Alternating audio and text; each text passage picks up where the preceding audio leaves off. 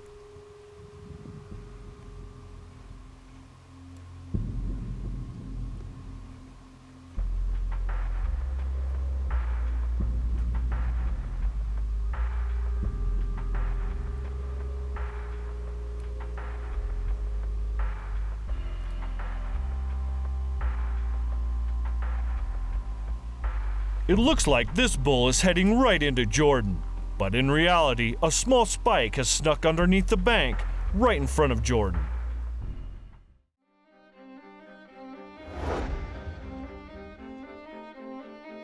Well, bundled up like a snowman.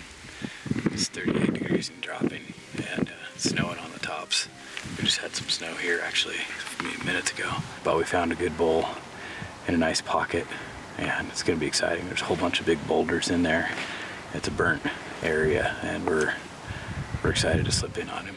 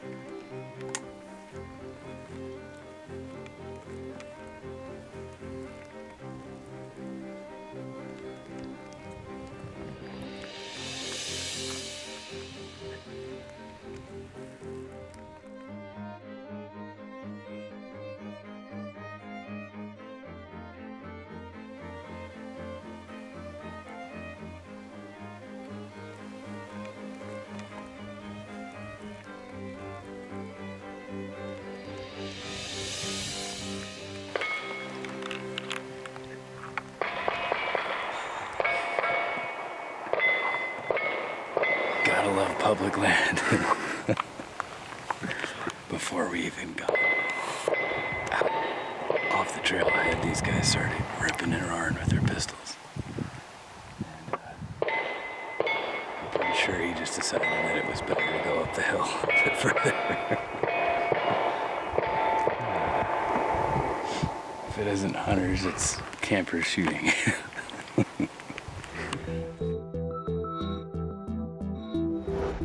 Moved into a new area. We're gonna come sit on a wallow that traditionally has been pretty active. Haven't seen it this year, so we don't know what we're walking into yet, but the straw has a lot of elk in it. Had a lot of really good encounters here.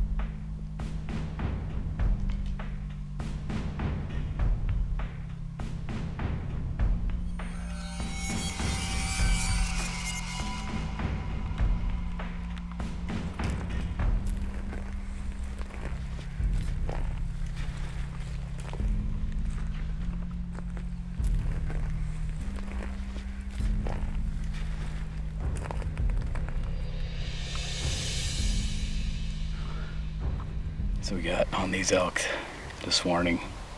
We camped up on top of the ridge that they're walking towards. So we boogered across this big canyon up on top before it got light enough for them to spot us, and got above them, and it worked perfect. They fed right to us. We had to make one slight adjustment because there's a hunter that came up from the other side, and so the whole herd turned and came this direction. We just needed that bull to cooperate for 2 more steps.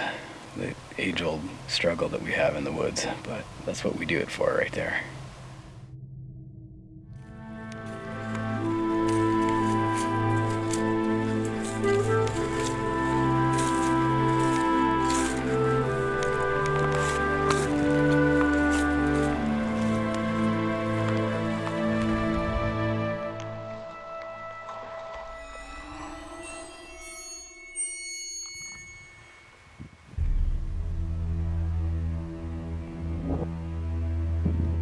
After several days of hunting, many close calls, and fighting the public land battle, Jordan has finally found himself in the driver's seat on a big public land bull.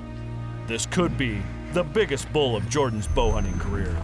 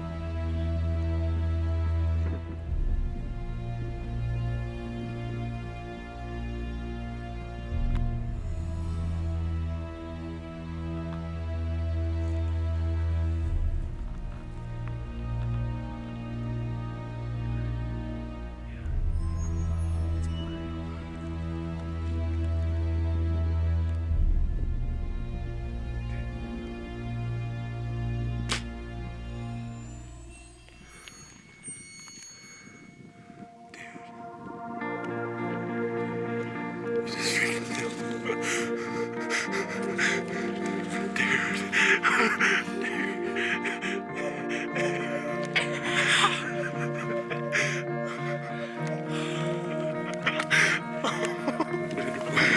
20 minutes of legal light left. It's overcast. The sun's setting behind our shoulders. And we just smacked the biggest bull of my life on public land.